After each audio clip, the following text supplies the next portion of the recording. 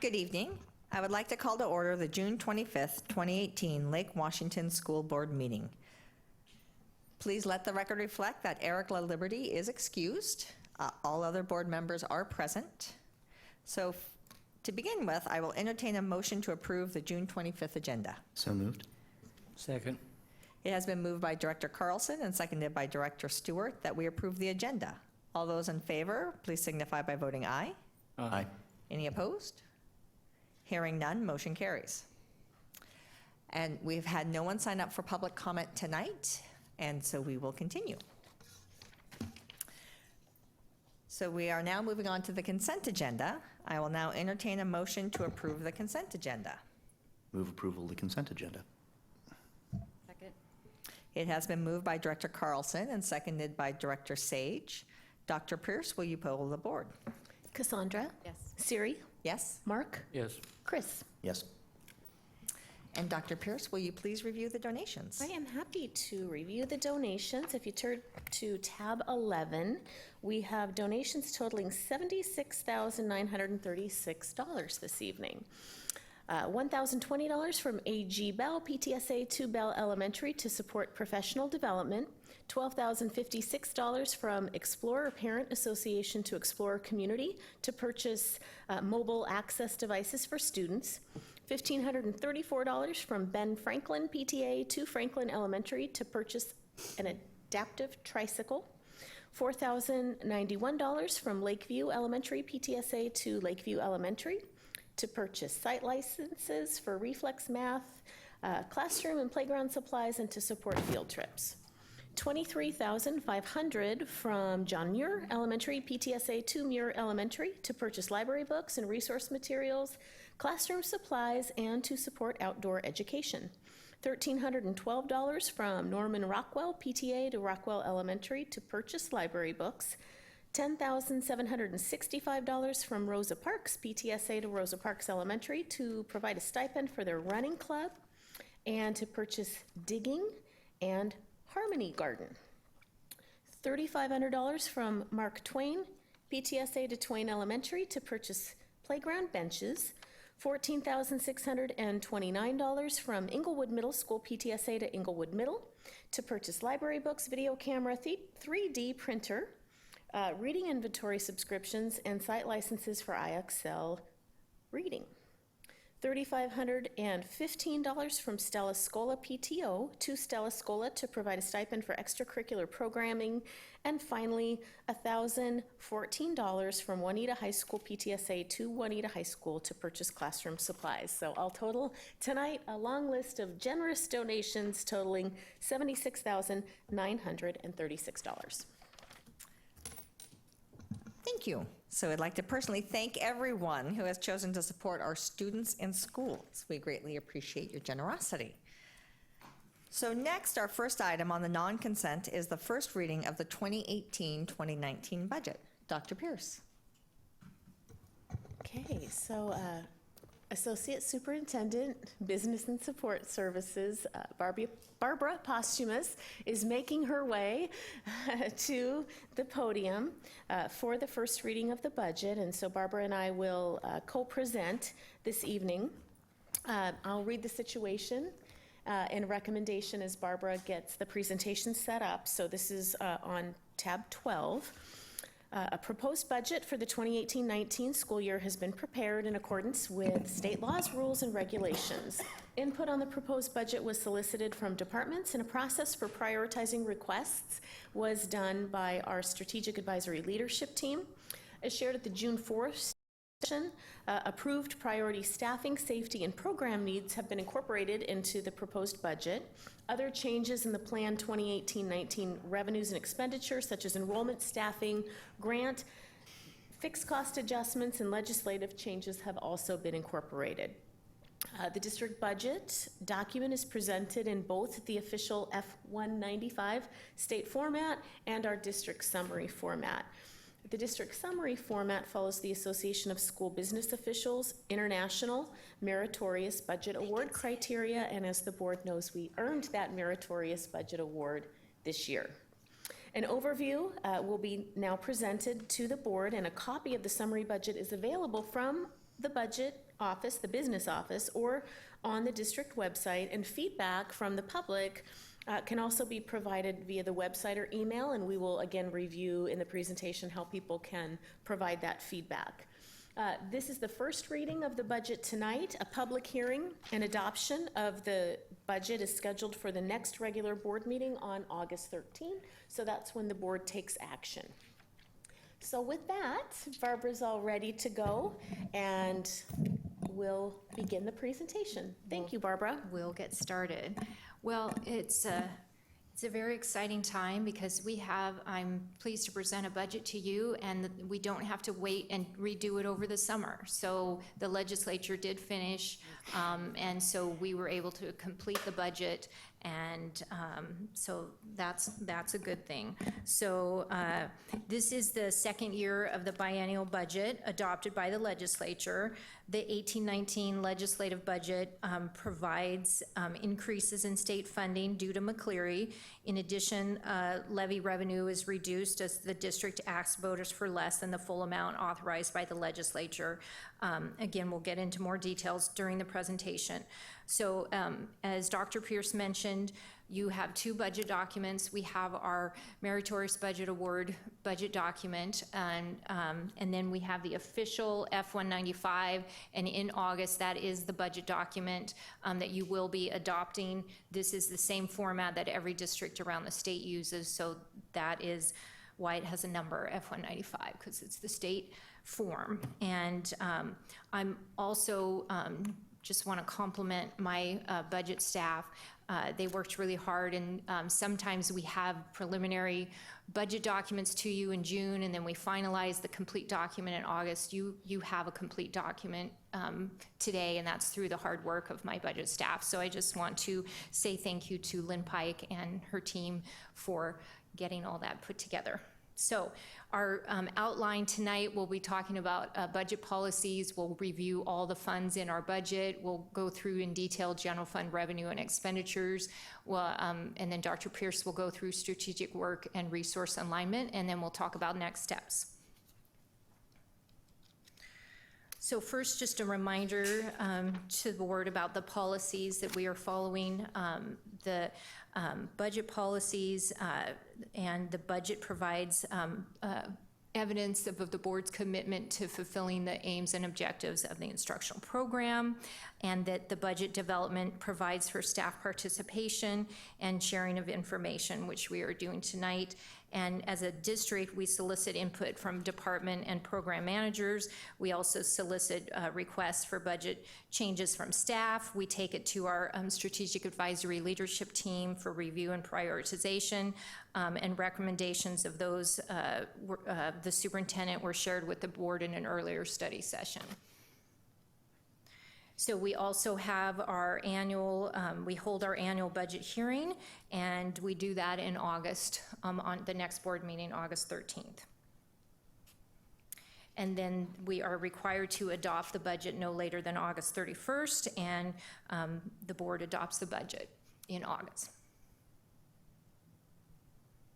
And then EL 10, I won't read all of the EL, but basically the budget is in an understandable format, and that is our Meritorious Budget Award, because the F-195 format is a little bit complicated for people to understand. So it does provide for simple comparison from district to district, but for our own local community, we have a more user-friendly format. So again, I won't read all of those. So our timeline. Tonight we are giving the budget presentation. The budget will be available on our website, or anybody can call or email the budget office and ask for a copy. The public comment period starts tomorrow through August 12th, and then August 13th we will have our public hearing and formal board action. So I'm going to begin to go through the budget, and I'll start with a review of all funds. So the first fund is the general fund, and the budget is $418 million, and the general fund provides for the day-to-day operations of the school district. The next fund is the Associated Student Body Fund, and that provides for the student extracurricular activities of each school, and each individual school prepares their budget plan for the year. And then the Debt Service Fund, which provides for the redemption of the principal and interest payments of our voted bonds. And then our Capital Projects Fund of $241.9 million, which includes our construction projects, our capital and tech levies. And then our Transportation Vehicle Fund, which provides for the purchase of student buses. So we'll start first with the Associated Student Body Fund. We are projecting a beginning fund balance of $952,000 in that fund and revenues of $5.4 million for total resources of $6.4 million and total expenditures of $5.5. And again, these include, our extracurricular activities, including athletics, our classes and clubs, and then projected ending fund balance of $842,000. Our debt service fund, which is, we have a beginning fund balance of $30.1 million. Our revenues, which come from the levies that we levy what's required to pay for the principal and interest on the bonds. And so the levy is $76.5 million. And then you can see the expenditures of $80.2 million. So for a projected ending fund balance of 26.3. And this budget doesn't assume we have the third and final bond sale from our 2016 bond of approximately $68 million. And we structure those bond sales to provide a level tax rate. And we also use an underwriter during those sales to ensure the lowest cost to our taxpayer.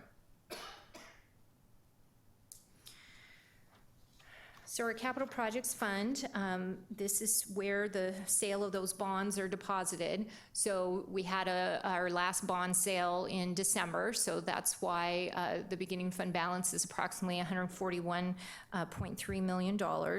And then we will have the levy revenue of 33 is the last year of our 2014 capital facility and technology levy, and the first year, one half of the last year of our levy, 2014 levy, and one half of the first year of our 2018 levy.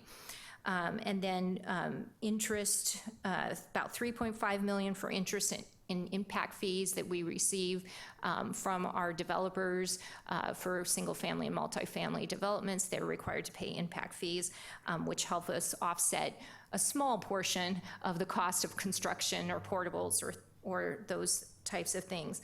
Other financing sources, as I mentioned, that includes the sale of our third bond sale, third sale from the 2016 bond, and then there is additional revenue for land sale. Once we finalize the sale of our land, that will be deposited into the capital projects fund.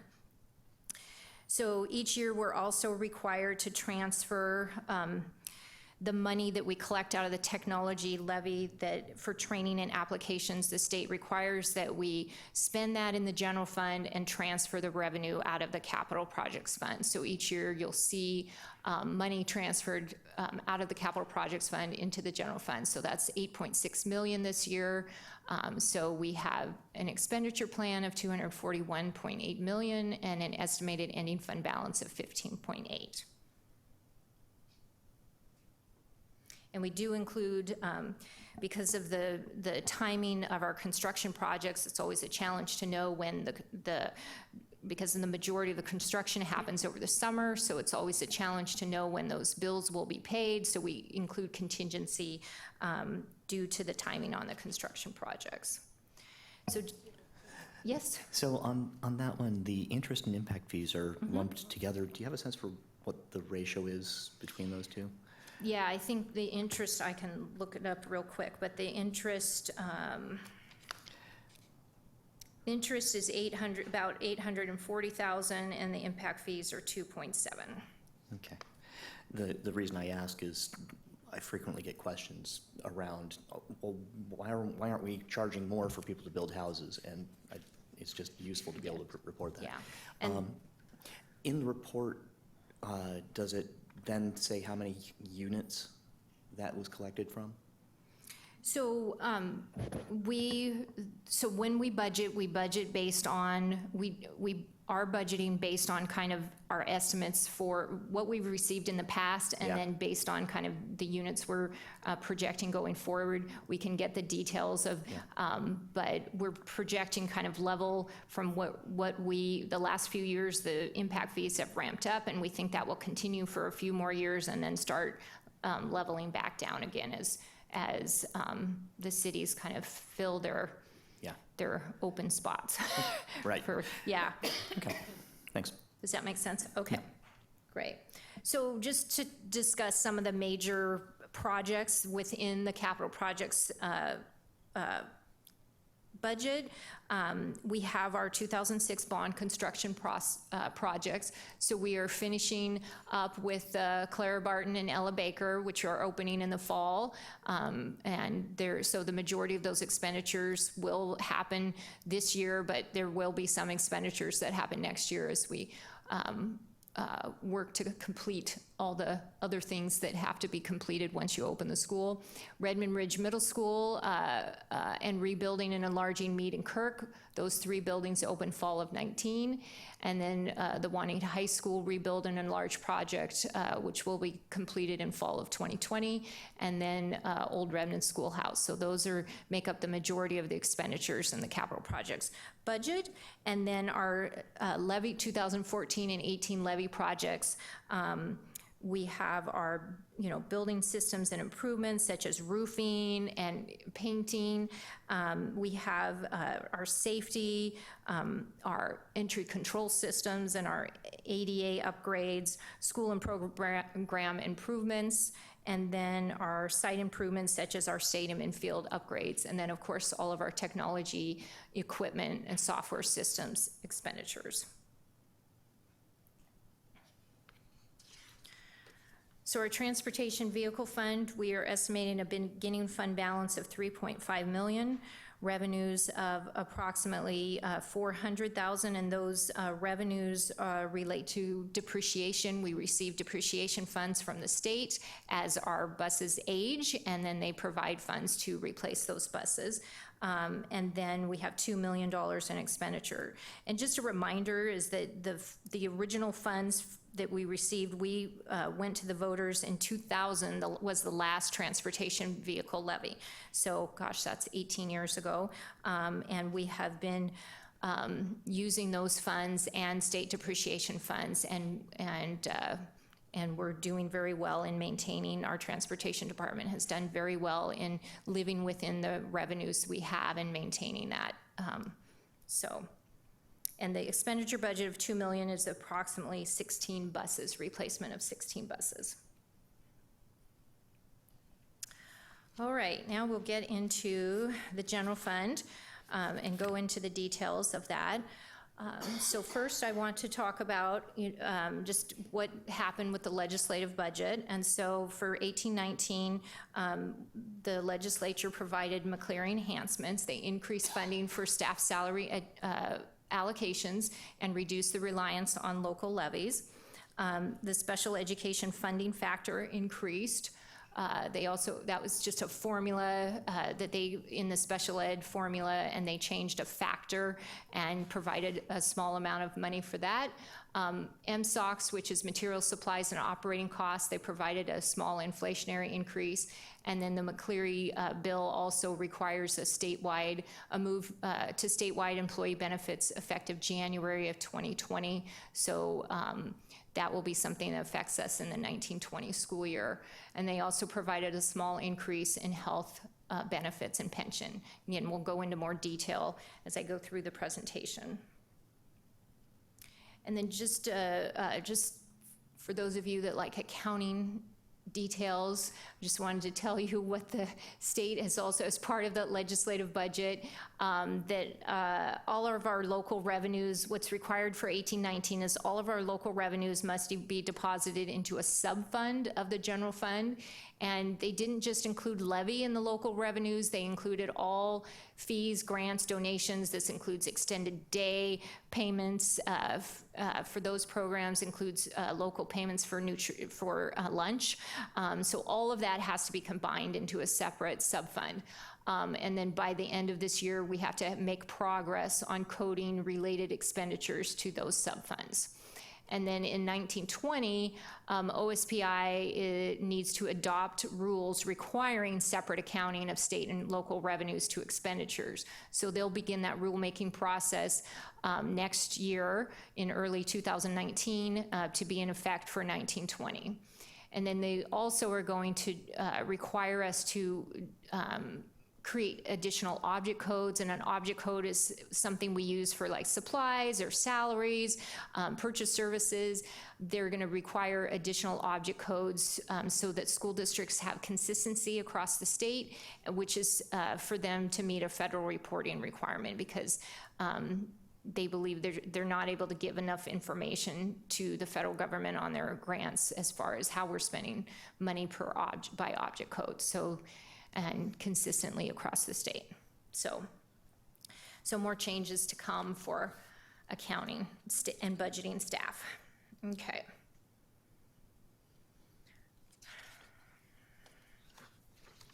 So here's just the high-level summary of our general fund. We have a beginning fund balance of almost $46 million.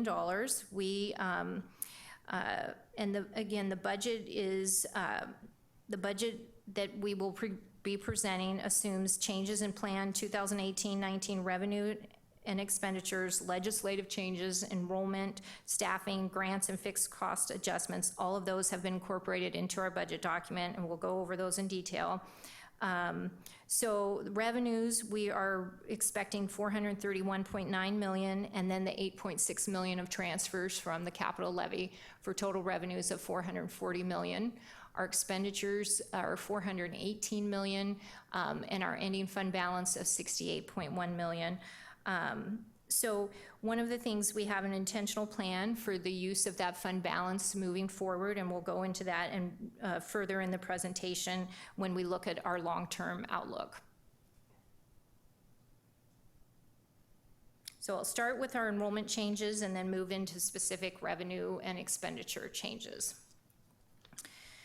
So this slide shows changes from budget to budget. So you can see our total enrollment in 17-18 was almost 29,600 students, and our budget is showing 29,673. Now our enrollment for 17-18 was actually lower than we budgeted. So we are actually expecting an increase over last year by about 450 students. So again, this is a budget to budget, but our increase in enrollment from where we are today is approximately 450 students. And the budget we are funded based on our average annual FTE, not head count, is what the district is funded on. And it is, as we've talked before, enrollment is a key driver. It is the main driver of our revenues and expenditures. So in addition to this, the chart does not show 500. Each year in our budget, we provide about 500 students in contingency, and that's should we have more students and need to hire more teachers. Having the contingency in the budget allows us to spend the money should we receive it. It's not spent if we don't receive it. So we are conservative in our budget when estimating enrollment because we do not want to overcommit our revenues and expenditures. So we are very conservative when we estimate our enrollment. Our elementary enrollment projections are based on, the budget is based on our projections, and secondary is based on actual registrations. We track on a regular basis how we are doing, and our current registrations are in line right now with our projections. So, sorry, Go ahead. I have my fingers crossed that my interpretation on the elementary lines is accurate. We're seeing a slowdown in the growth of the district if we're using the same rough projection as last year? We did decline. I mean, we are expecting about 100 more students in elementary than the prior year. So this, because we were less than our budget in enrollment last year, we had budgeted more in kindergarten last year. Our trends were showing last year that we were slowing down in kindergarten, but we went ahead and put additional FTE in the budget that we did not receive. So that's why, but what is happening in elementary right now is the bubble has moved out of elementary into it's middle school hammering and up, high yeah. school. So we're no longer seeing the huge gains because we're now kind of bringing in the same number of first graders that, Were we here, still grow yeah. from kindergarten to first grade, but we're not seeing the smaller students, classes graduate and bringing in big kindergarten and Yeah. first. It's now pretty level. Okay. So it is slowing down at elementary. It's a great question. Okay, and these are just some of the other programs that are affected in the budget and showing the enrollment changes. So our CTE, again, these enrollment changes drive both revenue and expenditures. Our CTE program, due to the 7th period day, is increasing its CTE enrollment by about 137 students. Our middle school is fairly flat. I mean, small growth of 34, and our skills center is also fairly flat, but a small decline at 39. The other thing, the state is changing. They've changed how an FTE is calculated. So, which affects, trying to explain this, our instructional minutes. So we are going to have a small decrease in our FTE, not head count, but our small decrease in our FTE that we're allowed to report to the state because they are changing how we calculate what a full-time student is. And the impact is about overall 60 to 70 FTE, so it's a small impact, about $350,000, but it is something that is a change. And so you'll see that in our skills center and CTE and basic. So Just to make sure I understand, the FTE is, I can have 10 kids, and I might only have 5 FTE if each one Correct. is coming half-time. halftime. Okay. Yes, thank you. Full-time equivalent. So, and the formula, if you come half-time, is changing. If you come full-time, you're still going to be a full-time student, but those students who come part-time, that's why it's affected, is because it's a slight decrease in that. So. Moving on to special education, small increase in special education enrollment. ELL, there's a decrease of 185 students, which is about 6%. And this is after 4 to 5 years of significant growth in the ELL population. So this is really kind of, leveling, the decline. We're still much higher than we were many years ago. And then our ELL exit program, or exiting, the state pays us for 2 years after students exit out of the program, that we expect to be the same number of students. Running Start, we have seen over the last few years continued increases in Running Start, and we are budget planning for that again in the program, an increase of Running Start students. Okay, so moving on to key changes in our revenues. So we have, as we've talked about the changes in McCleary, so we are receiving an additional $78 million due to state funding changes in McCleary, and I'll talk on the next slide about the levy and then we also, the McCleary plan increased slightly the material, supplies, and operating costs of about $600,000. I mentioned the special ed formula change, that's another $600,000. And then as state revenue goes up, our categorical grants for ELL, LAP, and Running Start also increase, and they have to have offsetting expenditures also. Those are self-supporting, so as more revenue comes in, we increase expenditures. Yes, Mark? There you go. Quick question. The head count for special education only went up 25. Is there a way, or do you have a formula for estimating the increased intensity of services needed? Because while the numbers may not be, of bodies may not be reflected, it would seem that because of the intensity of services required that are going up, it would seem from each year that that would have a major impact on budget.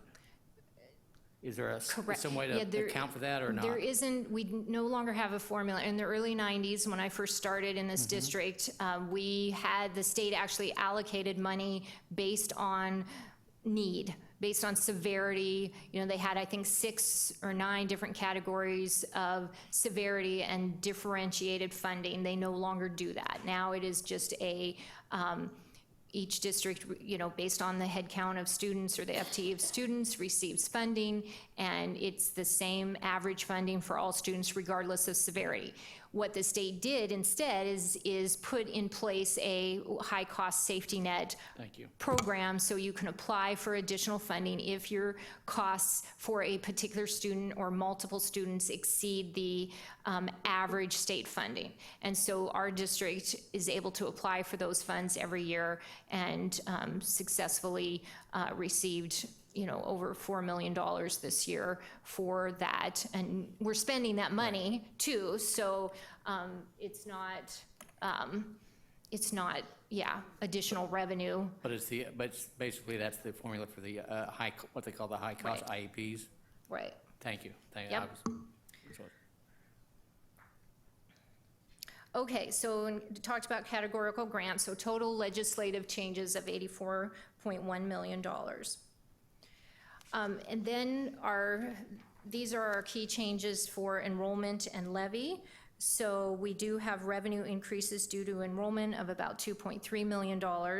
And then due to the expected, so on our levy, due to the expected increase in funding due to McCleary, we sought $40 million less over than the legislature authorized for our 4-year levy. So that is the 2018-19 reflects a portion of that reduction because it covers 2 fiscal years and multiple fiscal years. So, and then future budgets will reflect the remaining reduction. And then we have an increase in $5 million increase in this category, and this is really a contingency increase. And again, should we receive additional grants or donations, this is in place so it allows us to spend those funds. If we don't receive additional, then we don't spend those funds. And then transportation increases based on increased ridership, so an estimate of just an additional $100,000 there. So total local impact of $3.2 million. Quick point of clarification. Yes. Can you hear me okay? Okay. I can hear you. Yep. So when you're creating a budget, you have to create a budget. You can't budget, say, more, like give yourself extra padding and say, well, we might get $100 million more. But you can add, well, we might get realistically $5 million more in grants and donations. So we need to include that figure in our budget, because if we don't, we can't spend it if we get it. Correct. Is that correct? Yes. Okay. Yes. And we could make that number 100 million. I just don't know that it's reasonable. So we're. I don't think I would go with that, but okay. I mean, but it is, yeah. Is the part of the increased transportation not just the number of bodies being transported, but also the increased fuel costs for this year? Because it's gone up No, so much it's this last mostly year. due to, I mean, the transportation funding formula is another complex formula, and they basically are trying to, they're almost to full funding, so they provide money based on what we have spent the prior year, but again, they don't fully fund everything that we actually spend. So, but as your ridership increases and costs increase for fuel, they will take that into account as part of their funding formula. Thank you. Okay. So we have some small changes in our federal grants. Our Title I program, this was something we knew about a year ago or 2 years ago. We had planned for a reduction in 17-18, and then we knew an additional reduction was coming in 18-19, so we've been planning for that. So we used carryover to reduce the impact over 2 years, so that's a $400,000 reduction. Our federal special ed federal grant is increasing slightly of about $300,000. And then we have some other self-supporting programs such as extended day program and nutrition services. Those are increasing about $700,000. We're expanding our extended day program. We're also opening it in new locations. So that's part of that increase. And then as our nutrition services enrollment grows, that also provides. And then our tech training and software transfers from the capital projects fund to the general fund are decreasing slightly by $1.3 million. So just in summary, total revenue changes are $86.6 million for each of the 4 categories that we went through. And this slide gives a little bit different look. These are the state categories, just comparing the 17-18 budget to the 18-19 budget. We are state apportionment, which, as we've discussed, includes our state funding due to McCleary, our enrollment, increases to health benefits and employee retirement contributions, and our expenditure budget includes those changes along with fixed cost and required organizational needs and strategic work. Our state apportionment is the largest source of revenue determined by the number of students attending our schools and the legislatively set formulas. The state categorical funds, those are the things that the state gives us that are to be spent in specific categories such as special ed, transportation, ELL, our learning assistant program. We can't use those revenues for other things, other purposes. Those are increasing, again, as I explained before, due to additional state funding. Our federal programs, just a small decrease due to Title I. Also included in there is special education, Head Start, our free and reduced lunch program. And then our levy, we've talked about that. That's a decrease of 6.2%. We had our levy, our voters approved our 4-year levy in February, and we did ask for less due to the expected increase in state funding. Our fee programs went from 12 million to 17 million. That's the 5 million in donation increase is primarily driving that change. And then our other is our capital projects fund transfer. So that's driving that decrease. So a total revenue increase, as I explained, is 86.6 million. So one of the charts we haven't shown in a while, but I wanted to bring it back. We shows the history of our funding by source, and one of the things in the state, started when there was the recession in 2009. The state started really declining and cut what they were providing us. Starting in 2009, they started to shift the burden of education funding from the state to our local taxpayers. It's not shown in the chart, but back in 2008-9, the levy percentage was 17%. And by 2011 and 12, you can see I've bolded it up there.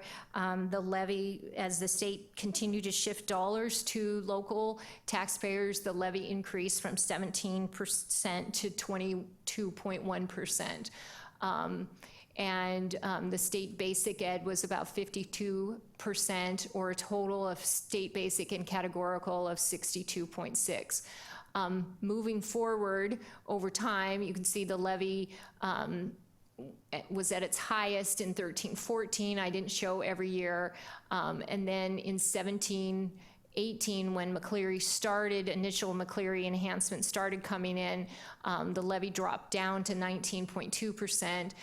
So here we are in 18-19, and I just wanted to show that the levy is now 14.5% of our budget, and the state funding for basic ed is now increased to 64.2%, or combining the two together at 75.9%.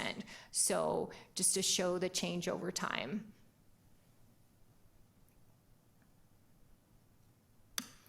So moving on to the expenditure budget. So just wanted to go over kind of the highlights.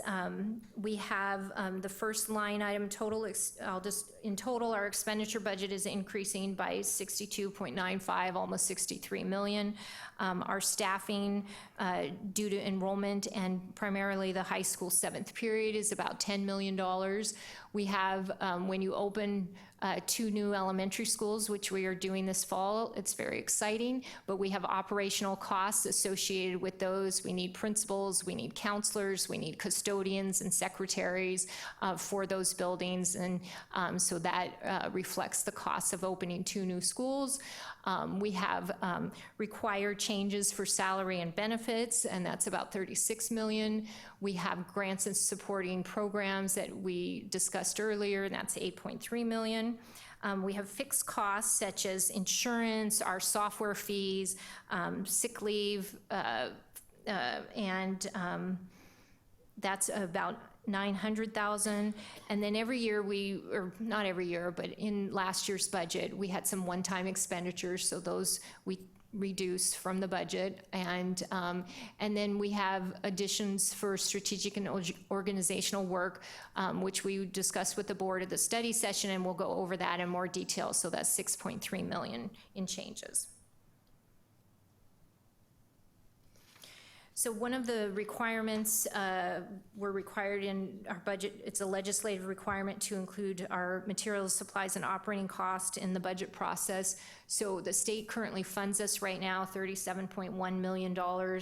We spend about 32.5 on material, supplies, and operating costs for a difference of 4.6, and that difference is used to support special education, substitute costs, professional learning, compensation for work, meetings, and training, and all of these items have, you know, obvious educational benefit and impact student achievement. So this is the state format look at our expenditure program summary by what we call by program. So I just want to, so it includes our enrollment increases, our categorical grants, and required organizational needs and strategic work. So regular education budget of almost 261 million contains the cost of our K-12 teachers, our support staff, our building budgets, district level programs such as curriculum, information services, professional development. As we're increasing enrollment, we're adding our 7th period day, we have new schools, and then just program staffing needs and organizational ads. All contribute to that change. Our ALE program, expenditures for Emerson K-12 increased due to our program there, and special education contains all our expenditures related to special education, including Births to 2 and preschool, and the increase is due to required organizational needs and strategic work. Our CTE programs, that relates to our state funding. Those are, that includes our staff and related expenditures for our CTE programs, and it includes a federal grant. Our Skills Center instruction, that includes our DigiPen programs, our fire and life safety, our allied health programs. Compensatory education contains our federal programs such as Title I, Head Start, it also contains the state categorical programs such as LAP, ELL, and the National Board Program. So we've had increases in our LAP and ELL and decreases in Title in that category. The other instruction includes our summer school and grant programs, and we mentioned the change in the grant contingency there. Community services contains our extended day, our stadiums, and performing arts, and the increase there is due to our extended day program expansion. And then our district-wide support programs, which include business functions, accounting, payroll, HR, utility costs, support services, and our tech operation department. It's also where we pay for board expenses, elections, and legal costs. So we do have it's not reflected in there, but part of our fixed cost is decrease in election expenses because we don't have an election in the budget year for board or that. So our nutrition services, transportation programs increase in program costs. So a total change of $63 million. Can I ask a question about the Yeah. CTE and vocational ed? Is Yes. that increased because more people are taking advantage of it, or? So there's a couple of things with our CTE programs. Because of the change, the 7th period day in our high schools, we have more people enrolling in CTE classes. So that's a good thing. So it's enrollment increases and then increases in state revenue also, which is allowing us to add those staff. And so yes, enrollment is increasing Great, in thank our you, high that's schools. exciting. Yeah. Barbara, Yeah. could you define for me again, and I'm sorry, I thought I had it, but compensatory education, can you define, is that, you say that's funds compensated for by the federal government of the budget for just regular ed, or what? So it contains both federal programs such as Title I and Head Start, and Title II, which is a small grant related to professional development. And it also contains the state categorical programs such as LAP and ELL and our national board program. Okay, thank you. Does that help? You're welcome. So one of the things that the legislature put as part of the McCleary bill was a requirement to provide a 4-year outlook in the budget and for districts to do this. Now our district, we've always been prudent in our budgeting. We've always looked beyond a 1-year view when we do long-term enrollment projections and financial projections. This helps us make decisions today with the long-term view in mind. So that is something, when the legislature put that requirement, that wasn't anything new for us. We've been doing that all along. For other districts, it is new. So we have prepared a 4-year outlook assumption, and it was taking into account enrollment growth, cost of opening new schools, and legislative mandates. So I wanted to go over our assumptions, and then I'll show you the data. So on the revenue side, the assumptions include conservative enrollment growth at 1 to 1.2% per year, no significant changes in state funding, and then the levy is based on current voter-approved amounts, which is, you know, as we mentioned before, we've asked for $40 million less than the legislature authorized over the 4-year levy. So our projections assume the current voter-approved levy amounts. Our expenditure assumptions, we align staff with enrollment growth. So as enrollment grows, we have to grow our staff also. We also have operational costs for a new middle school coming online in fall of 19. So that's part of that plan. We have ongoing local cost needs over the state funding for salaries and benefits and retirement. We hire more staff than the state funds. So every time there's state increases for staff, we have to provide those local costs for compensation for those people we hire above what the state doesn't fund. And then we have ongoing fixed cost increases. As much as we'd like to reduce our insurance costs, those tend to go up every year. Utilities, we do a fabulous job keeping our utilities down due to our conservation methods, but you know, those are also fixed costs. Our software costs for our student information system and our fiscal information, those tend to go up each year due to inflation. So that's assumed in our forecast. And then we've assumed in our forecast additional support for K-3 legislative requirements. The state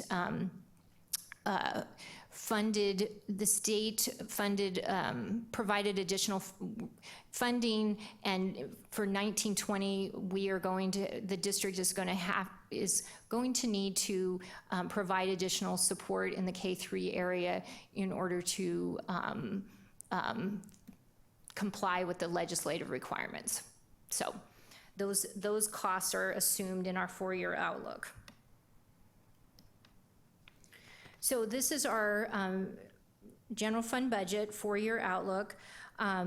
The first column is the 18-19 budget, which I've reviewed with you, and then the next 3 columns show our estimated beginning fund balance, our revenues and expenditures, and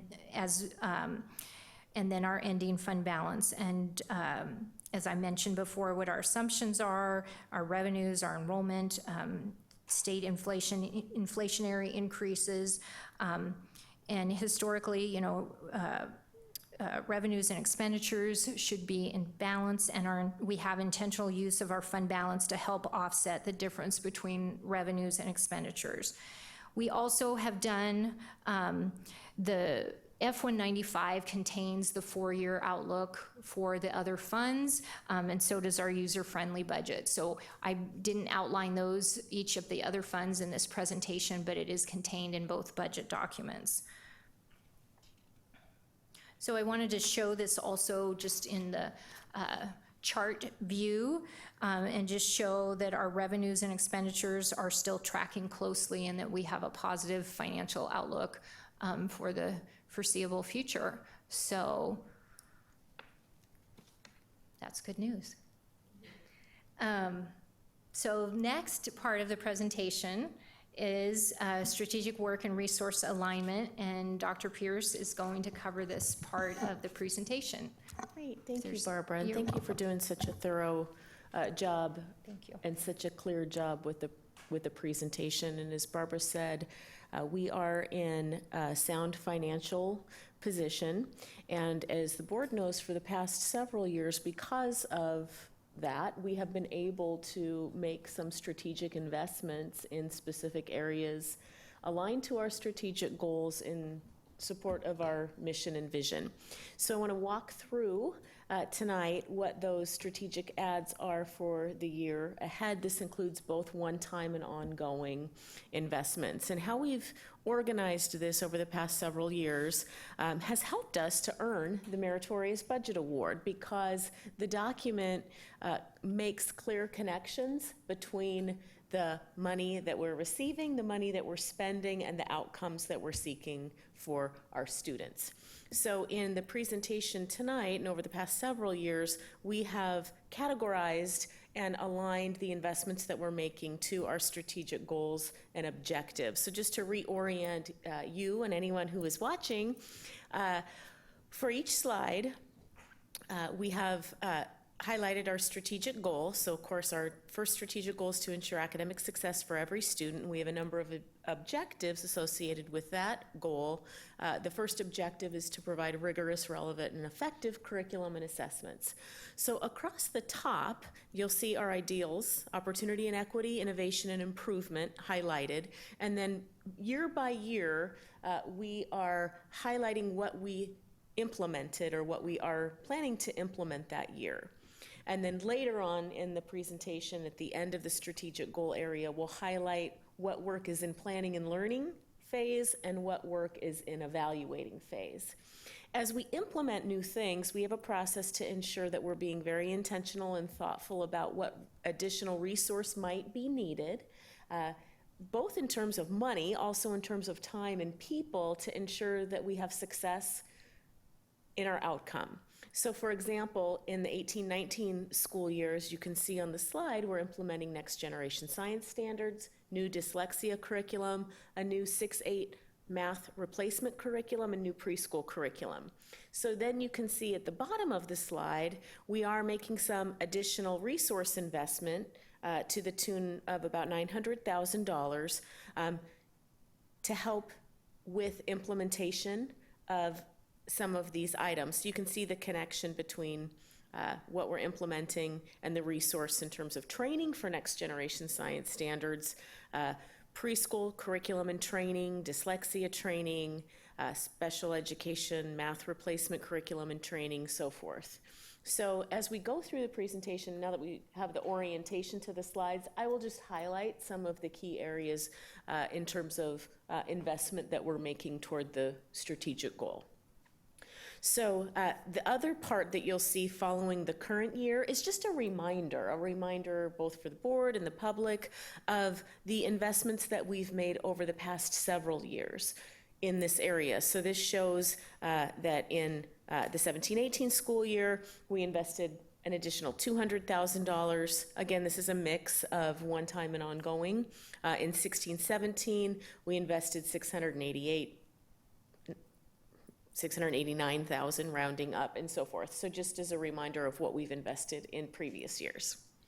Okay, so moving on to our second objective, connected with our first strategic goal, and that objective is to develop specific strategies and programs to ensure high-quality learning for all students. In the 18-19 school year, we'll be implementing, which I'm really excited about, our new dual language immersion program that has been in the planning and learning phase for a number of years. Mike Van Orden and his team have really done quite a bit of work this year so we can begin implementing that new program next year. We're also, as you know, really excited. We're implementing our 7-period high school day. As Barbara noted, that comes with significant investment, which is also significant benefit to our students.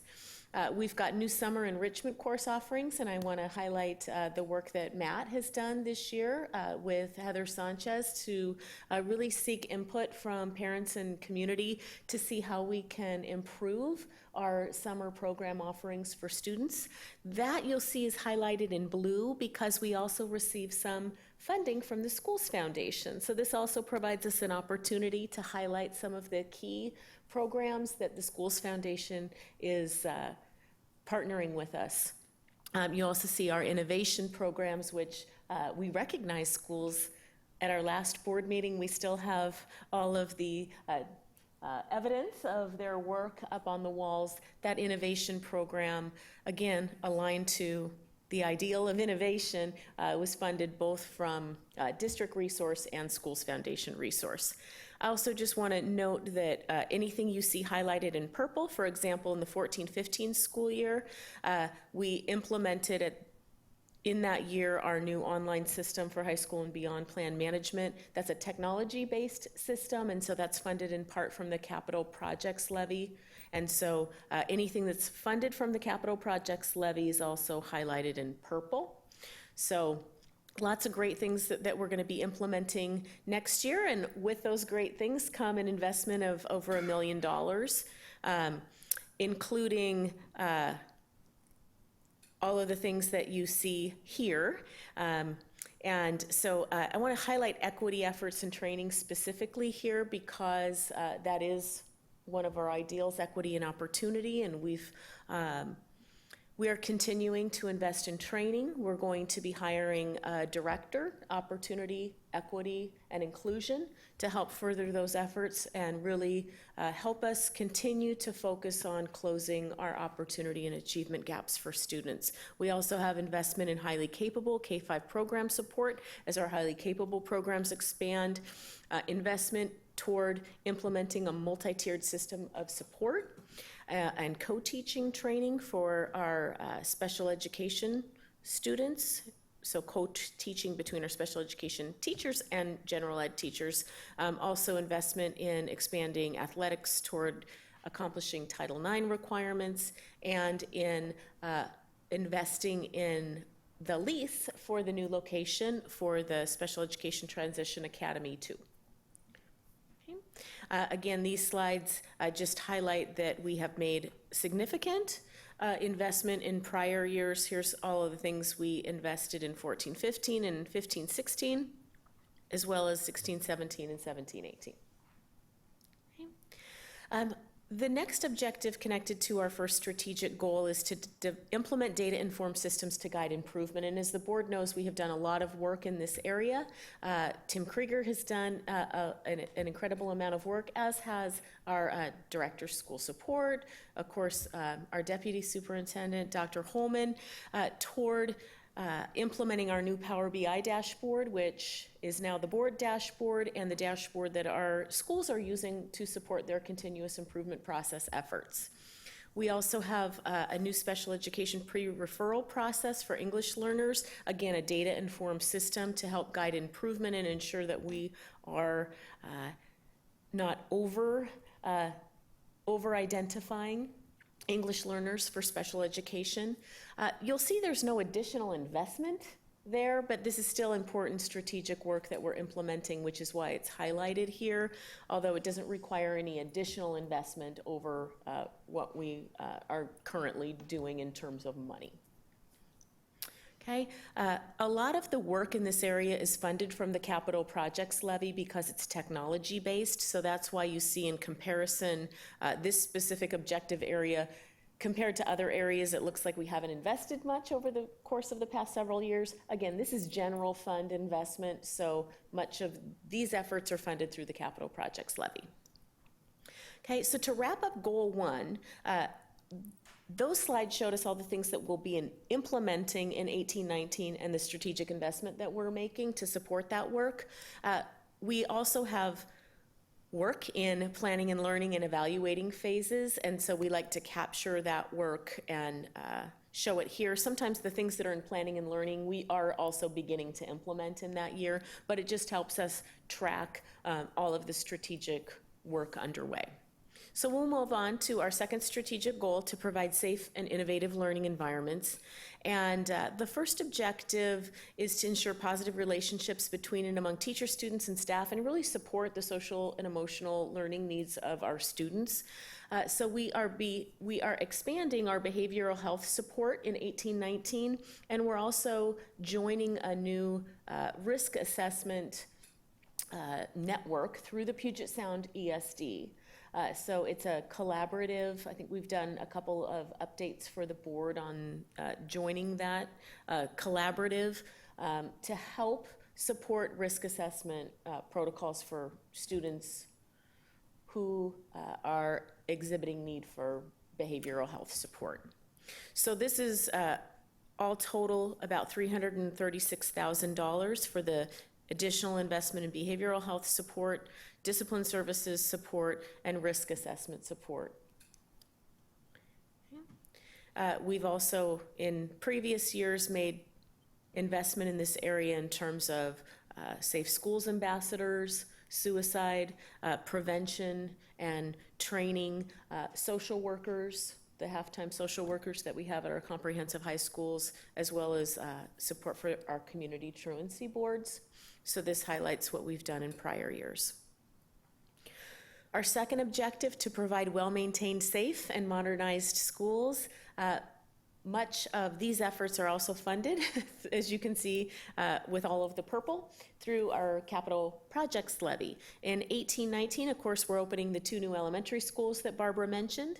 We're implementing the new boundary, which is to support enrollment at those 2 new schools and balance enrollment across the Redmond learning community. And again, I just want to give a kudos to Dr. Holman for all of the boundary work that occurred this year and his leadership in that area. We're implementing the new entry control system next year.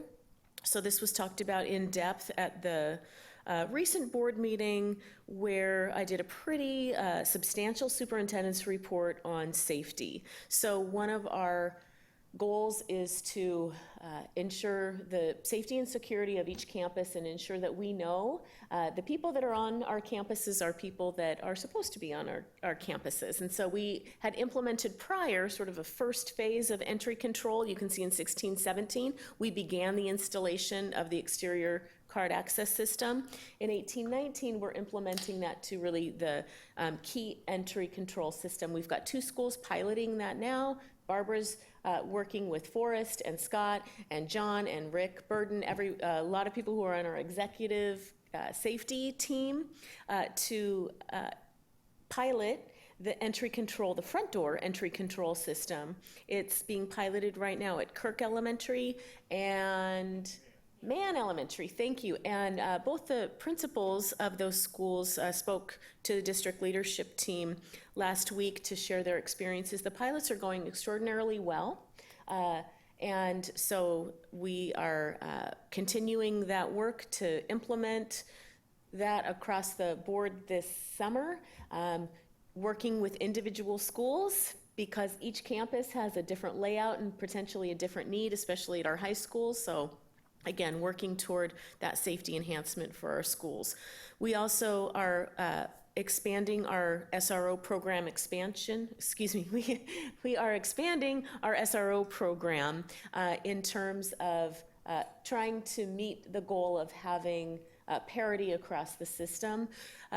As you know, we've got more school resource officer support today in the Redmond learning community for our middle schools and high school because of the city of Redmond's ability to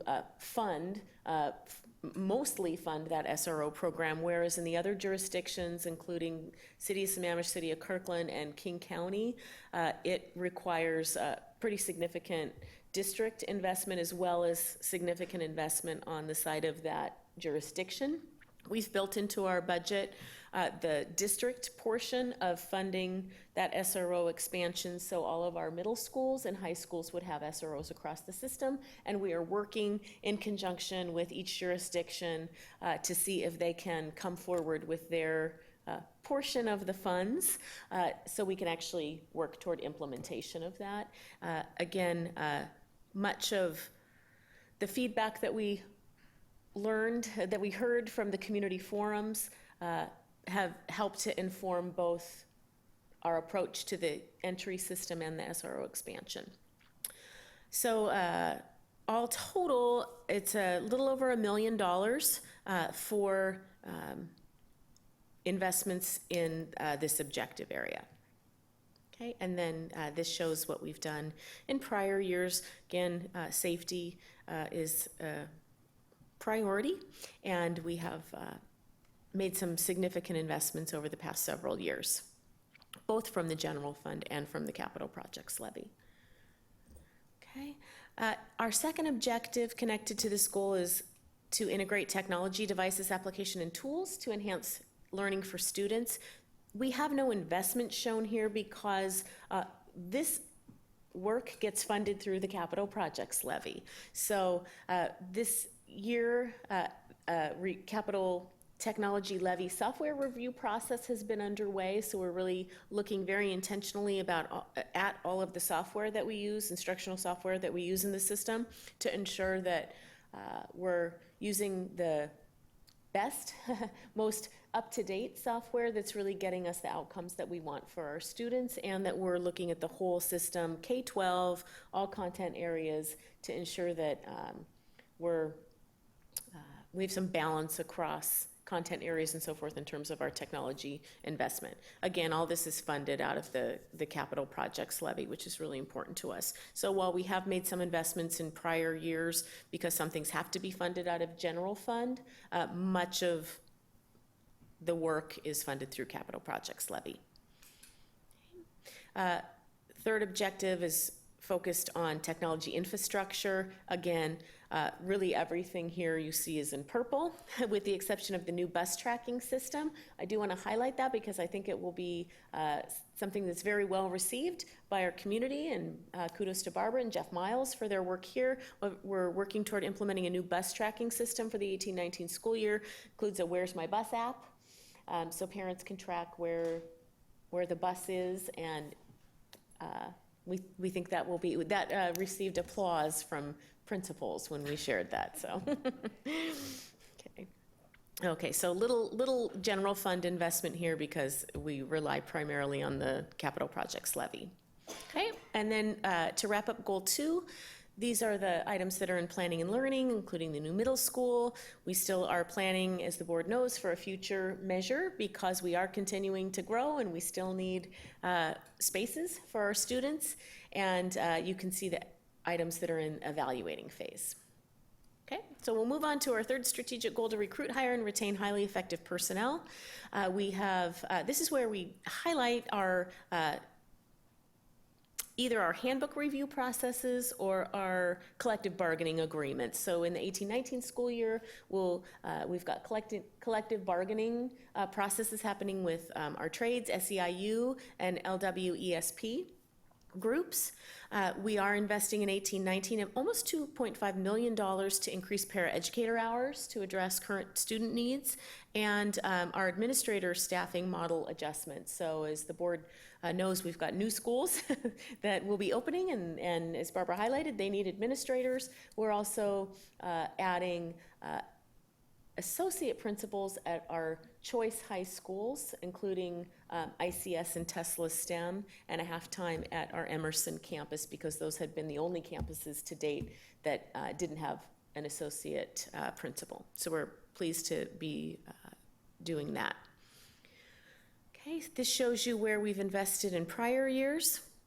Again, In terms of providing quality training and professional learning systems, this next year we're implementing a new professional learning management system. It is a technology-based system, so you see that items highlighted in purple because it's funded from the capital projects levy. However, I do want to highlight that that professional learning system will enable us to better provide just-in-time training to ensure that we've got ways of ensuring staff get training. For example, if we do PSYOP training and we train all staff this next year, well, then when we hire new staff, we have to have a plan to be able to train them as well and track who's been trained and who hasn't been trained and deliver blended learning versus just all face-to-face learning, given our difficulty with finding substitutes. And so it's a great strategy to help improve our professional learning systems as a district. We've invested heavily in this area in prior years because we believe strongly in professional development and training. And it's one of the things that we hear from people who are applying in this district, that the support that they receive from new teacher support program, our ability to provide them with support and training is something that we get positive feedback about. Okay, the third objective area connected to this goal is really about professional growth and evaluation. So over the years, as you know, we've had new teacher and principal evaluation systems to implement, and in 16-17 we adopted a new online management system to help with that. And back in 14-15, we adopted a new central leadership team evaluation system. So there's no, it's in this area, it's really continuing to implement the ongoing work and no additional investment needed. Okay, this shows you what we have in planning and learning and what we have in evaluating. Okay, I'm going to move on to our fourth strategic goal, to use resources effectively and be fiscally responsible. Our main focus for 18-19 is to maintain the Meritorious Budget Award and continue to ensure that we're creating that alignment of resources and strategic goals, which is what this is all about. Particularly, we've got about $268,000 in this area, including some addition of secretary support and human resources, technology support specialist, warehouse food deliveries, and theater support. These are all areas really that need additional investment to maintain the current level of service that we're providing, which is why we put it in this objective area. Okay, this shows you what we've invested over the past few years.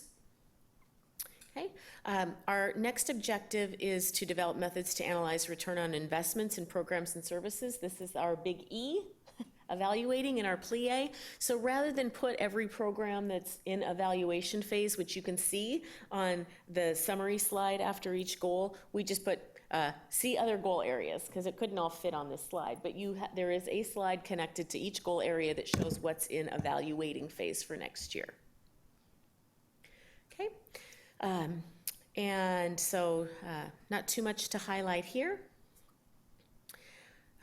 This one is, it kind of speaks for itself. The objective is to maintain solvency and minimum fund balance, and we have certainly accomplished that and continue to accomplish that. An ongoing area of work is just continued review of our financial policies and alignment with our rating agency criteria. So as you know, our credit ratings have been upgraded over the past several years, our Moody's and Standard & Poor's, and we want to continue to look at our financial policies and to see if there's any additional policy adjustment that we can make to align with that rating agency criteria. But we're already at either the highest or second highest rating, highest that's been given to any district when it comes to financial ratings through S&P and Moody's. So we're in good shape there. Okay. Finally, we have a strategic goal to engage our communities. And our first objective is to ensure proactive, varied, and consistent methods of communication.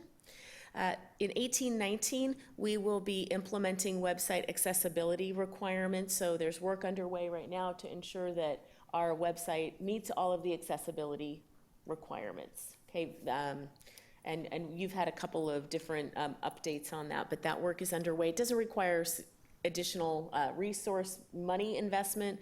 It's really existing staff time to ensure that that works. We have invested in communications over the past several years. As you know, we've added 2 communications staff, and we've added funding for support for digital media and engagement strategies. So that department has grown over the past several years to the size of a department really needed to support a district our size. We also have an objective to implement methods for community and parent feedback and input. In fact, later tonight, we've got a program report that's going to highlight some of the key engagement processes from the 17-18 school year. In 18-19, the most probably significant piece of community engagement really will be, as we talked about in study session tonight, the EdSpec review process, future long-term facility planning process. And I should add to this, you know, we reflect convening the district equity team in 17-18, but continuing to engage the community around those equity efforts in 18-19, and then it'll be coming up here in terms of the refresh of the 5-year strategic plan. So no additional investment required in this area in terms of money. It's staff time and resource. Okay. We can keep going. Okay. So in terms of transparency, so it's another objective connected to this goal, is to develop transparency about our organizational work and performance. And I think kudos to the board for all of the work that has occurred over the past several years in terms of improving our ER reporting structure, and even the conversation tonight about improving our EL reporting structure. So it's transparent and clear to the community how the board is holding the organization accountable for outcomes. And so we're going to look in a little bit around those end results policies, just updating the language to align, to reflect current practice. But as you know, quite a bit of significant work has gone on there and a significant amount of improvement. I mentioned the 5-year strategic plan review process, which will also be a significant community engagement effort in the 18-19 school year. Okay, so just highlighting again what's in planning and learning and implementing actually, and what's in evaluating, including the 5-year strategic plan. Okay, so to summarize, we've got key investments connected to each strategic goal area in the amount of $6.3 million, including both one-time and ongoing investment. Okay, Right. so next steps. So last slide, next steps. As we mentioned at the beginning of the presentation, the 2018-19 proposed budget document will be available on the district's website, and hard copies can be obtained in the budget office. We have a public comment period starting tomorrow through August 12th, and then on August 13th, we will hold the public hearing and formal board action. And just a reminder, at that time, the board will be asking the board to adopt the F-195 budget. Director Sage, do you have a question? Yes. Quick question, on the public comment period, how do they comment during that time period? So I believe I will check, there should be a link on the website so they can do public comment, and I will double check to make sure that's all active tomorrow. And so, or they can call, they can, you know, email me, but we will put the link on the website. Great, thanks. So, not that I don't answer this now, I'm interested in getting the answer in briefs, but I am still pondering slide 14. I would love to know how many projected students will come out of new development for next year. Okay. Compared to the total dollars out of impact fees, because back of the envelope, 2.7 million is about 10 portables worth of classrooms.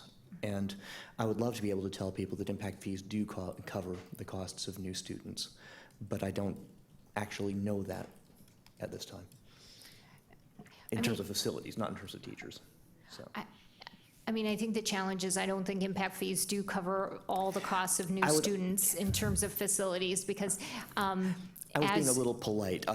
Right. Yeah. As so- we grow, as we've talked about, impact fees, we may earn, $2 million in 1 year from 4 jurisdictions, Kirkland, Redmond, Sammamish, and King County. But that's a small percentage of what it costs to build a new elementary school. We're building 2 new elementary schools and 1 new middle school, and That's exactly it. I was doing the back of the Right. envelope, and it So- comes close to covering but the it cost can't- per student of paying for portables, but for new per facilities, maybe student for not. paying for portables. I mean, So- go ahead, Tracy. Also, Or- just to highlight that impact fees are not intended to, new development is responsible for paying a portion of the growth.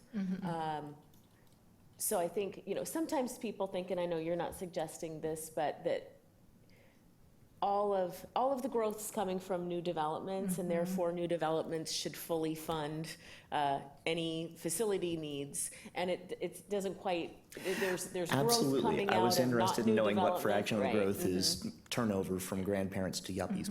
So, So we can follow up We and can- and yep, provide we some can do that. information. great. Thank you. Are there any other board comments or questions?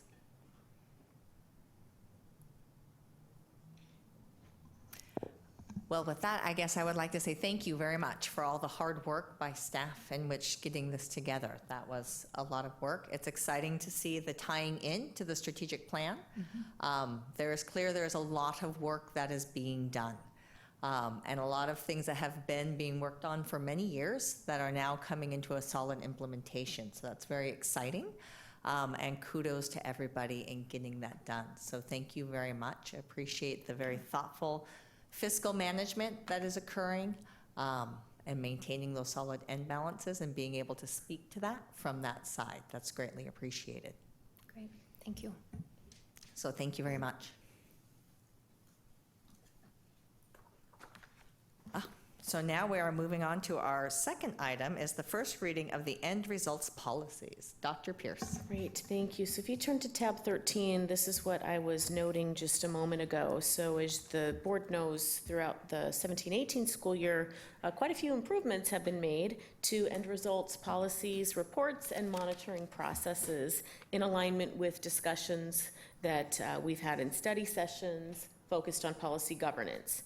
So 2 board policies have been updated to reflect our current and improved practice and are now being submitted for first reading tonight. The revisions will be presented for second reading and adoption at the August 13 board meeting. So the 2 policies are ER1, Mission and Vision of Lake Washington School District, and ER123-E1, Measures for End Results. If you turn the page past page 28, you see first ER1, and it's presented in strike-through and underline format. So outdated language has been struck through. Updated language is now underlined. And again, this reflects our current practice, all the revisions and improvements that we made to ER1. The next page, the measures for end results, again, we've added ER3, interdisciplinary skills and attributes, because that's now being reported as a separate report, and all of the other language is just reflective of improvements that we've made to those reports, agreements that the board has made in terms of the specific data being monitored, the established indicators, and so forth. So nothing new here, just updating policy to reflect current practice. So the recommendation is for the board to discuss have any discussion this evening, and then we'll bring it back on August 13. Are there any comments, questions, discussion? I just wanted to say that I think these updates do indeed reflect previous discussions and current practice. Things like the 6,500 student comparator districts. So I have not found any concerns in reading through either ER1 or the ER23 update.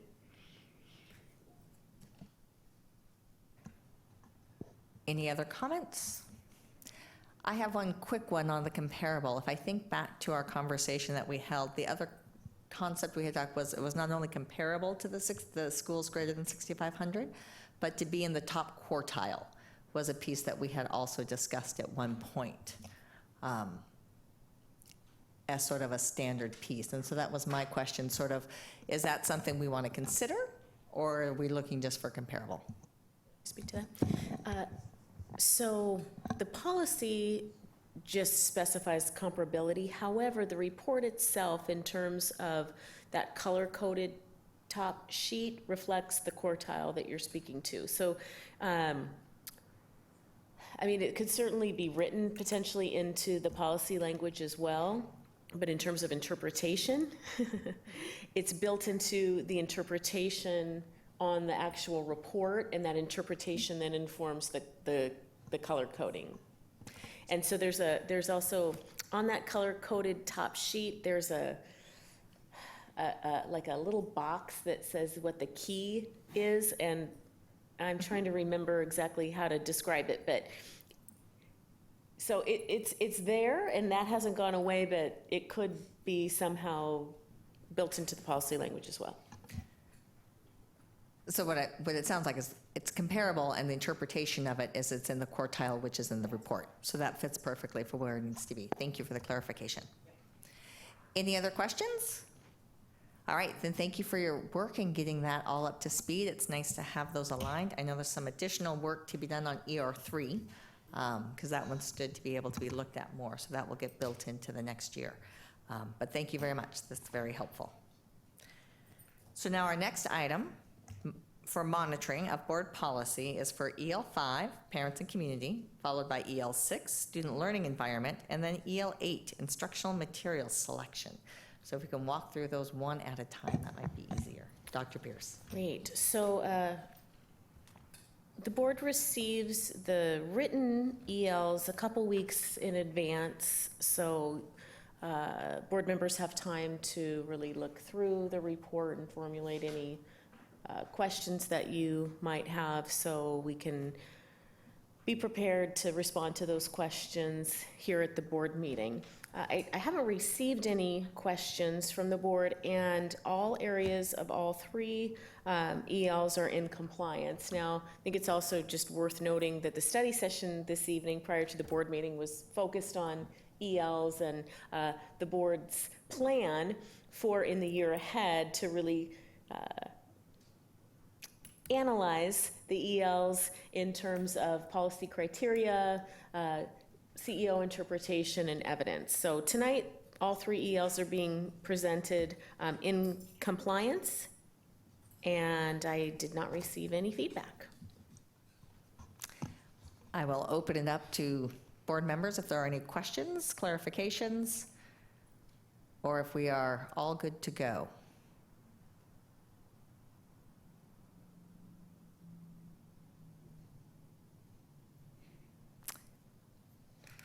Hearing no discussion or no request, then it sounds like that these are ready to go and they will be placed onto the consent agenda at our next meeting. If you have any other questions or comments, I'd like to say thank you very much for, again, the work in putting those reports together. It's very helpful to be able to break those out. I'd like to just highlight in the parents and community, you start to see some trends that are very positive as you look through in some of the engagement pieces and some of the perceptions that are coming through. They're very positive and moving in a good direction of a welcoming environment and some different pieces there. So I think that's a fabulous statement to our staff and the work that's getting done and being able to outreach and create those things. So I think that's a good, exciting piece. And with that, we will move on. So I guess we are now at the superintendent search update, so that would be my part. As you all know, Dr. Pierce will be stepping into a new role as our Director of College and Career Readiness. And so with that, we have been conducting a superintendent search, which began the end of April. In that process, we worked with a firm, Ray & Associates, and we have at this point named 3 finalists. One is, I was going to pull up the names, I apologize. I was going to provide the names, So we have Dr. Jane Staven, Associate Superintendent for Instruction at Lincoln Public Schools in Lincoln, Nebraska. Dr. Paul Gordon, Superintendent of Glen Ellen School District 41 in Glen Ellen, Illinois. And Dr. Aaron Prince, the former Vice President of Education Policy of the Chalkboard Project in Portland, Oregon. We will be holding a town hall this Thursday at 5:30 here in the Resource Center, where each one of those candidates will have a time to do a presentation for the first 10 to 15 minutes, and then there'll be a question and answer that's moderated after that for about the next 45. So please, we encourage you to attend, anybody. As well, that can be viewed online. We'll be streaming it live from our website as well, so you have access. Then there'll be an opportunity for feedback on those 3 candidates, and then the board will be meeting in executive session the next morning to hold interviews with those 3 candidates as well. If I remember correctly, the board meeting is that evening. It is scheduled for at 6 p.m. in which to be able to announce a potential finalist. So any questions? Any additional updates any board member would like to make? It has been a very long process, which has been great. We've appreciated all the community input we have received, the staff input that has come through. We had fabulous candidates across the board. We had 58 applicants, as well as we screened 11 of those, and then we have interviewed 5 semifinalists to get down to the 3 that we currently have.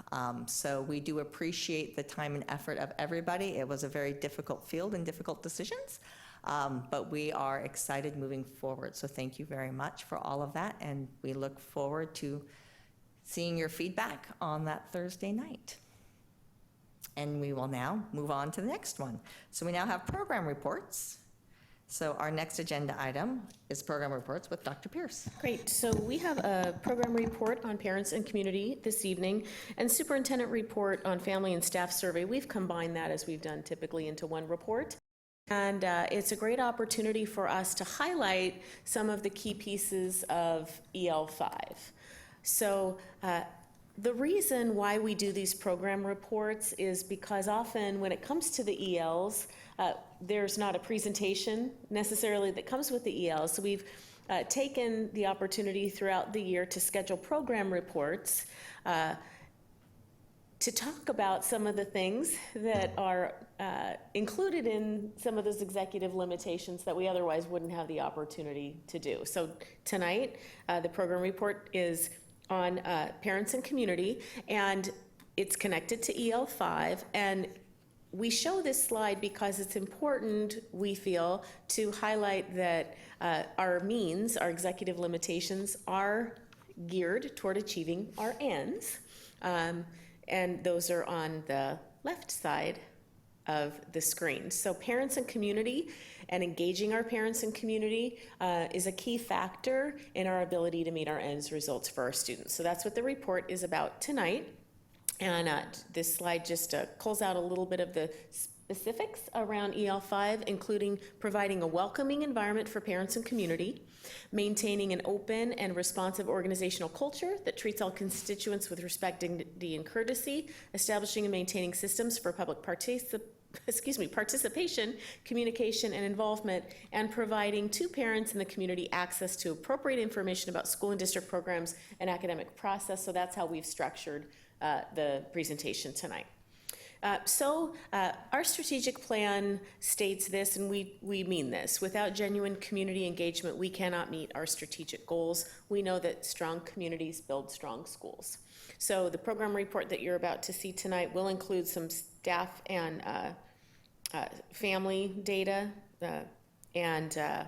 With that, I will turn it over to our Deputy Superintendent, Dr. John Holman. Great. And the first area we're going to start with is how we provide a welcoming environment for parents and community. One of the most frequent visitations is to our district website. And so over the last couple of years, we've identified a new vendor for our website. We've done a total revamp of our website And so here's just a screenshot of that. We also have a section of our website where we highlight our community connected aspects. You can see the groundbreakings that we did last year. We also, here is one of the places that community and families can know how to become a volunteer. We have Let's Talk there and information about our Links volunteer program. It's important to note that over the last 4 years, we've had a significant increase in our website visits. It's in the EL5 report, but since 2015, we've increased our number of visits by almost 300,000 per year. And so that's a significant increase. I think it's partly parents and families know where to get information, and with the update of our website, it's more searchable, it's a little bit more user-friendly.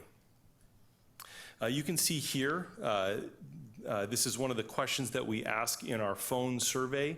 I feel welcome in Lake Washington School District schools, and you can see over the last 4 years a positive trend of more respondents saying that they're always or usually in terms of this data area. The next area is maintain an open and responsive organizational culture that treats all constituents with respect, dignity, and courtesy. Here on the screen, you can see the February 13th, 2017, the board proclamation around equitable and inclusive environments. And then on the right-hand side, you see Dr. Pierce there with our natural leaders from Rose Hill Elementary.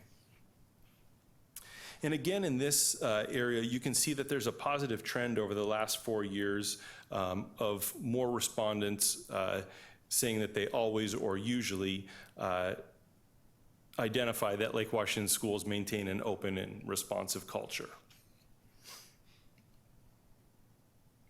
In the area of establish and maintain systems for public participation, communication, and involvement, that's a picture of our district equity team in action. Associate Superintendent Matt Montebianco there listening to the dialogue at that meeting.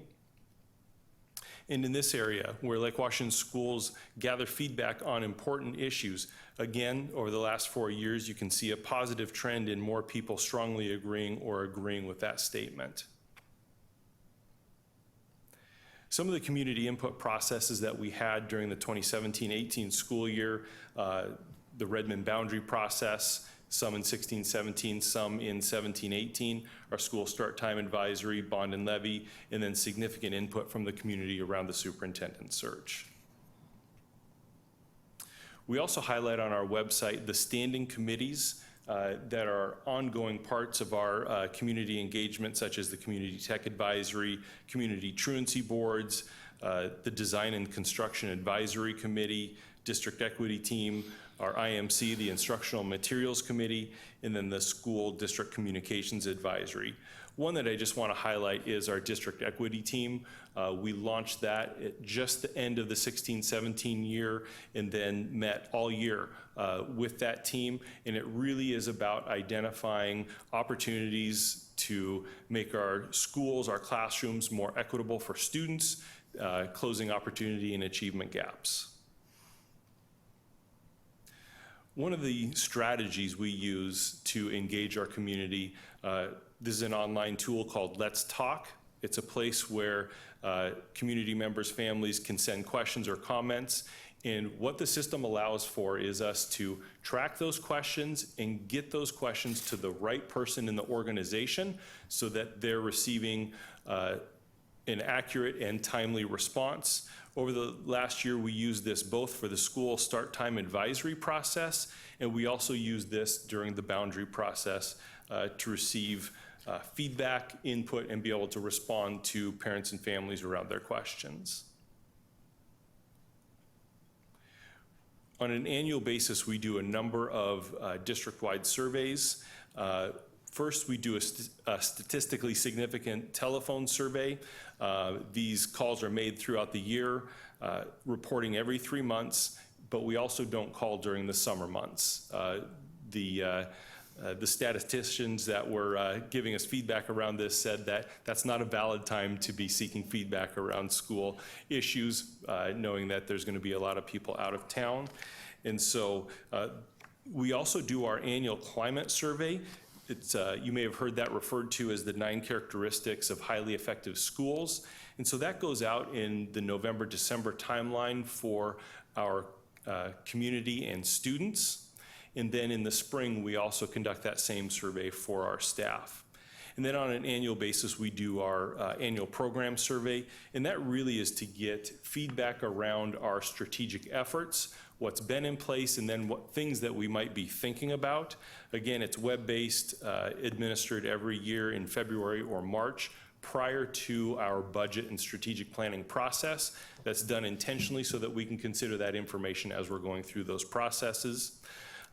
Again, participants are parents and district staff and administration. If you have an elementary student, you'll be asked some elementary specific questions. If you have an elementary and high school student, you'll get elementary and high school specific questions. Trying to ask questions of those in the system that will have feedback for us around what's occurring in schools for their children. Some of the other district surveys that we did over the last year, Redmond Boundary Options, the board is well aware of those, the sexual health and HIV curriculum, and then our summer enrichment programs. We sought feedback around those as well. And then the last area, provide parents and community access to appropriate information about school and district programs and academic progress. Again, here, our new website just highlighting a couple of areas, the student-centered, learning-focused, and results-oriented sections. And again, you'll see a slight increase in respondents strongly agreeing or agreeing to the statement of I have online access to information about school and district programs. And some of the ways that we communicate with our community, again, highlighting our district website, our Connections e-newsletter that's pictured there. Social media, as you know, has been increasing in our push communication, but also receiving information through those vehicles as well, Facebook, Twitter, Instagram. Peach Jar is the way we communicate what used to be our old flyer program. Used to get those flyers sent home hard copy. Now through Peach Jar, those get pushed out to families. Power School Learning is our learning management system for students. And as you know, we do press releases as well. And that is our parent and community presentation. So I've got a couple Director Carlson, follow-up go. questions. Okay, on the 17th slide, you were talking about the annual surveys. And when you say the word statistically significant, my ears perk up. But the sample size is powered to detect something, but what is the sample size? I'd have to get that for you. Okay, because the We reason have that information. Yeah, Yes. the reason I ask is that there are, I mean, I want to agree that there are trends in some of these things, but on slide 12, which was LWSD schools gather feedback on important issues, the chart of it, the students, let's see, sorry, it's not back, there we go. Yeah, there's a refractory portion of our community, somewhere around 13% of them disagree or strongly disagree, and they're not going away. And so this is where I'm interested in understanding, even if we do have a trend for the people who are strongly agreeing, they're coming out of the agree category. They don't seem to be coming out of the disagree category, and so we're not winning them over, and I'm distressed by that because I know how much energy we're putting into outreach. So it's something that I'd like to know more about. Yep.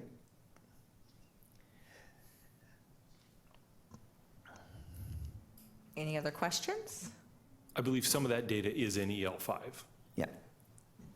It is, and it's. The raw Yeah, numbers. presented in a, well, and I was trying to see, yeah, I was trying to see if we did have the sample size here, But what's interesting is the data is presented in both percentage and like mean in the EL. So 12 of 15, page 12 of 15 on EL 5 shows the breakdown between people who have a child in the district and don't have a child in the district. And it's interesting to see what you can see on this slide, that, so if people who have a child in the district, the strongly agree, it's 33, the agrees 34, the neutral's 22, the disagree or strongly disagree is 11, and the mean is 3.8, right? Then if you don't have a child in the school, those numbers are lower, 28, 21, 35, and 17, the mean's 3.5. So there is a significant difference between those who have a child in our system and those who don't. And that's just a piece of information to add to the story. What we can't tell you tonight, and we can follow up on, is sample size. But this ongoing phone poll, it's better, it's more reliable than a web survey, right? Because the whole system is around sample size and so forth. Anyway. As you look into that, if you collect any demographics, such as age or location, and that might be interesting to see how that might break out any differently, although I'm not sure if your sample will hold. But that could be interesting. We can have Shannon Partham, our Communications Community Engagement Director, follow up on that and provide some information. Yeah, Thank you. thanks. And one other question that I had was, you had talked about using the Let's Talk for the bigger pieces. I had heard this from actually it was when I was at National School Board Association, of a school district that used it as a way to track any issues that were being brought to the district. So anything got put into it so that they could then say what it was and how it resolved. I don't know how Let's Talk works. I don't know if we've thought about that. But that was just something that, when you mentioned that, because I think we use it for big initiatives. I'm not sure if and as I look at, that's one of the priorities, the second one, the criteria for fair and efficient process to handle complaints in 5.2. That was, is there a way that we can track some of that and we could learn some of that to be able to feed that back? So that was just a thought.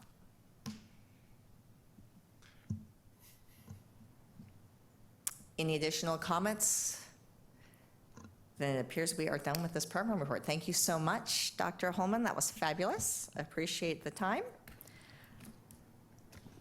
And so now our next item is the superintendent report.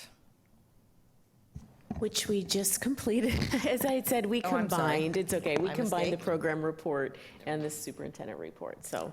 So we will now move on to the legislative update. Director LaLiberty is not here this evening. However, there was one piece discussed tonight. Part of WASDA, the Washington State School Directors Association, is we put together proposals for legislative priorities that will be discussed at Legislative Assembly. We have been asked by some of the surrounding districts if we would be interested in being a sponsoring district on some of the proposals that they had put forward on comprehensive school safety. And that's what you see on that 11 by 17 sheet. Eric and I spoke about bringing it forward, and the rationale was based on our proclamation that we had done back in March. Some of these directly aligned with what we put forward as safety in schools, and so we thought it would be useful to at least hold the discussion at the board if you wanted to be sponsoring. They need to know by July 15th, which is part of the reason it's here tonight. So the first one, there are two specific propositions on comprehensive school safety. One is for specific to school resource officers, and so it's just that WASDA shall initiate and/or support legislation that will provide full funding for school resource officers in all districts according to local needs. So that would be the position that would go forward to the Assembly. The other one, as you can see up above, is a little more comprehensive and provides other components related to gun violence, as well as the school resource officers, school building, safety and security, social emotional learning, as well as hazard planning. Does anybody have an interest in being able to support either of those? Question. Our support is contingent on basically supporting them as is, or are we allowed to amend?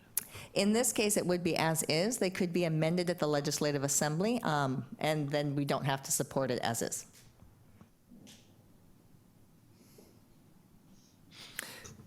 So in reading through the various proposals, and this actually includes the firearms regulations that are downstream, The further ones, yes. the one at the top is actually sort of a superset thereof. The first comprehensive school safety includes gun violence prevention, includes school resource officers. From my perspective, I would rather just speak to comprehensive school safety than worry about doing it line item. So I'm definitely in favor of endorsing the comprehensive school safety proposal.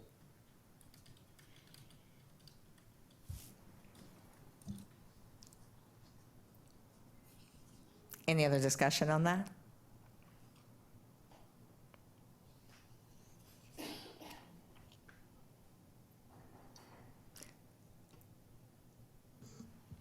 Director Stewart?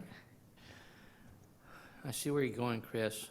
However, the two in the bottom do address the one issue that has been really top of mind for a lot of folks, and that is the rejecting the idea of arming school staff.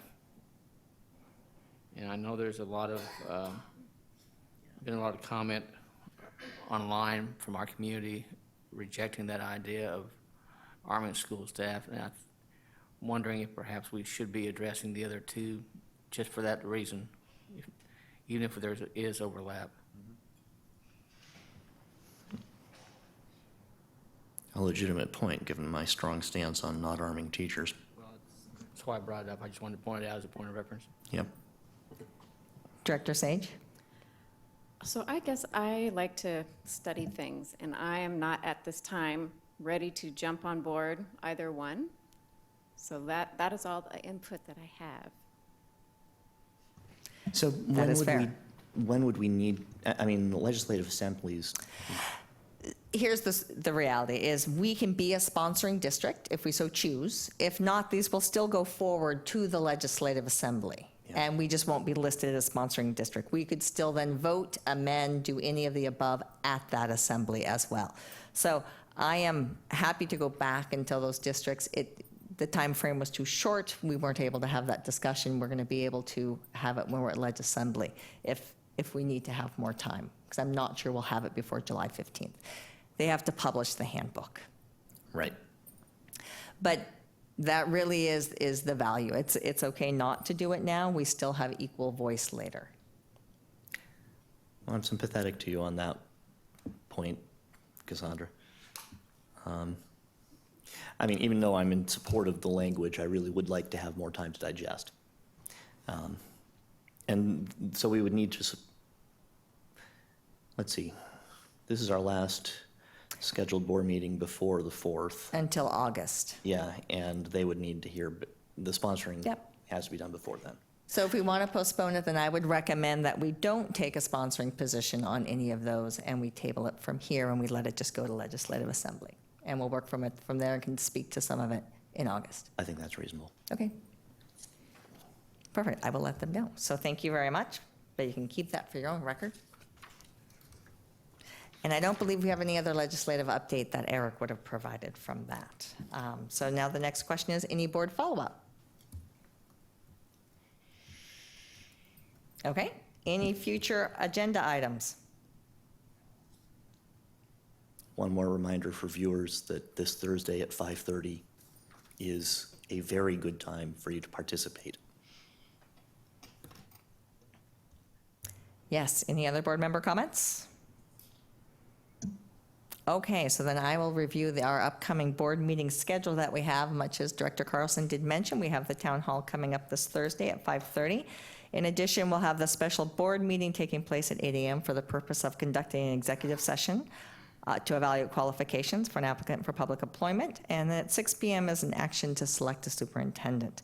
Our next then study session, as was mentioned tonight during the budget, would be August 13th following that at this point in time, where we will be doing, at the board meeting, it will be the budget hearing. And then after that is August 20th.